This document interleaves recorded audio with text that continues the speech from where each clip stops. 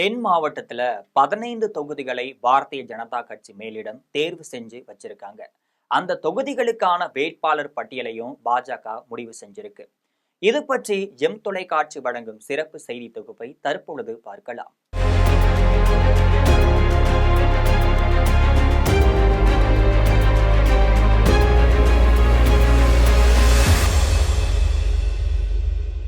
அதிமுக கூட்டணியில் இடம்பெற்றிருக்கக்கூடிய பாரதிய ஜனதா கட்சி தமிழ்நாடு முழுவதுமே இருக்கக்கூடிய 234 தொகுதிகளில் தங்களுக்கு 50 தொகுதிகளை குறைந்தபட்சம் ஒதுக்க வேண்டும் என கோரிக்கை வச்சிட்டு இருக்காங்க.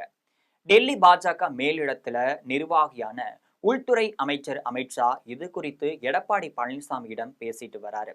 இதற்கிடையே தான் தமிழ்நாட்டுல பாரதிய ஜனதா கட்சி அதிமுகவுடன் கூட்டணி அமைத்து போட்டியிட்டால் எந்த தொகுதியில் வெற்றி பெறலாம் என 50 தொகுதிகளை தேர்வு செய்யும்படி டெல்லி பாஜக மேலிடம் தமிழக பாஜகவிற்கு உத்தரவிட்டிருக்கு.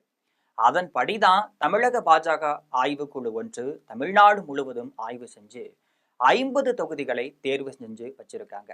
இதுல குறிப்பா சொல்ல போனா தென் மாவட்டத்துல 15 தொகுதிகளை தேர்வு செஞ்சு அதற்கான வேட்பாளர்களையும் முடிவு செஞ்சு வச்சிருக்காங்க.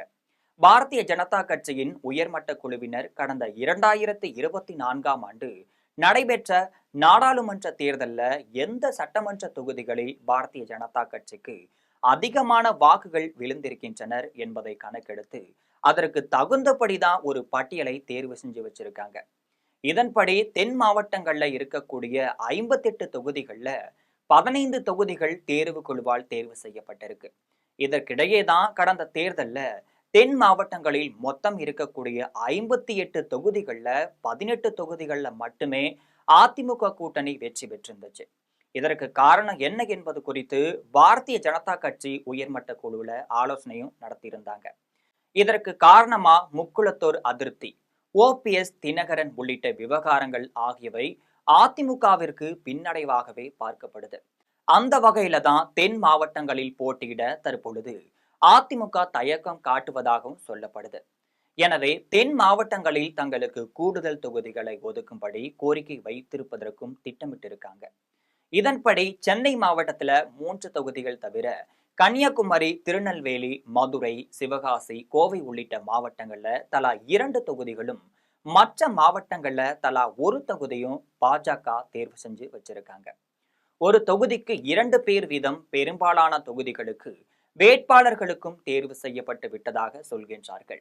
அதன்படிதான் நாகர்கோவில்ல பொன் ராதாகிருஷ்ணன் போட்டியிடுகிறார். விளவங்கோட்டில் விஜயதாரணி போட்டியிடுகிறார்.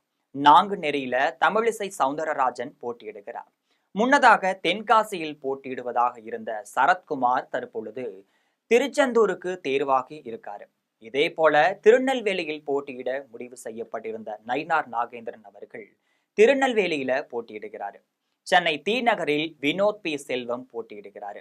கோவை தெற்குல வானதி சீனிவாசன் போட்டியிடுகிறாரு. பேராவூரணியில கருப்பு முருகானந்தம் போட்டியிடுகிறாரு. ராசிபுரத்துல VP துரைசாமி போட்டியிட இருக்காரு. இவை அனைத்துமே முதற்கட்டமாக இறுதி செய்யப்பட்டு இருப்பதாகவும் சொல்லப்படுது.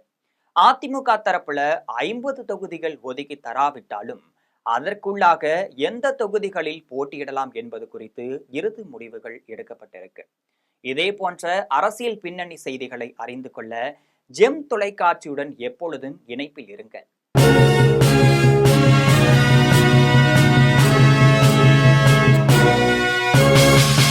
உடனுக்குடன் அப்டேட் தெரிந்து கொள்ள ஜெம் டிவி தமிழ் ஆப்பை இன்ஸ்டால் செய்யவும்.